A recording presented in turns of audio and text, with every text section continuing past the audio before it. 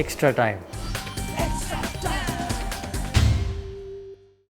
Hi, it's Norman Kochannek here from Adelaide Oval for Extra Time. Well, we saw a day of drama here today. We were in a position where India were in ascendancy overnight, looked like they were going to set a decent total and make a real game of it and probably win the test match. Well, that didn't eventuate, did it?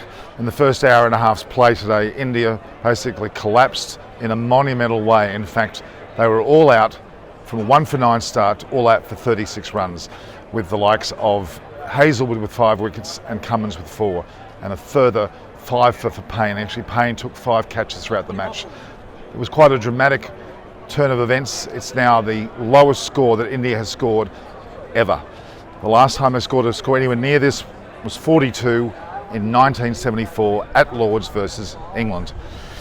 The amount of wickets that actually fell caught behind to Payne, which was 5, was quite astounding. Even Kohli cut a ball quite solidly to Gully, and Cameron Green took a rather sloppy but important catch. That led to India falling for 36 runs. Not one single batsman got into double figures, and they capitulated quite distinctly.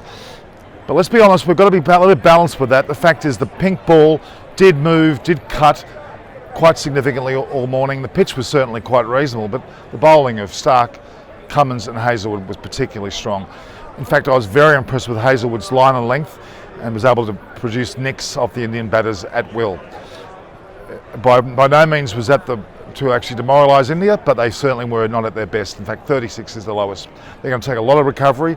Let's hope that Virat Kohli has the sterling words to his team post-game to be able to stir them into some activity before they head for Melbourne for the second test.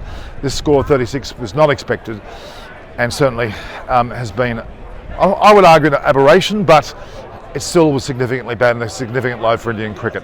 The other matter that's of interest, Australia went in the bat chasing some 89 runs, and they got it relatively easily, with Joe Burns scoring a 50 by way of a 6. They were 2 down when they passed the score. They were 2 for 93.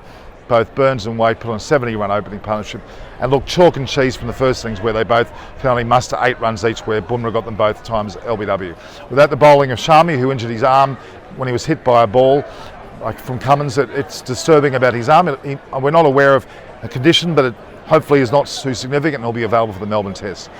There are lots of issues for the Indian team. Do they make changes? I would argue not.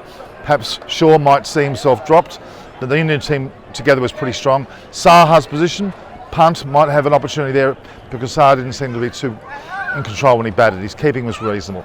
So again, Australia have won this historic match where India were bundled out for a mere 36 runs. Let's hope that doesn't happen again for India. Let's hope they get their act together and play very well in Melbourne. They certainly did look very good for 2 days, but the third day they should generally forget.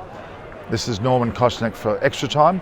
Please view, like and share the posts. Subscribe to the viewers of our posts, and then on top of that, put your comments and feedback so we can be able to interact with you and look at future updates for you on the progress. This is Norman Kochannek here from Adelaide Oval, signing off for Extra Time. Hit the subscribe option and the bell icon to get all the exclusive sports videos on Extra Time.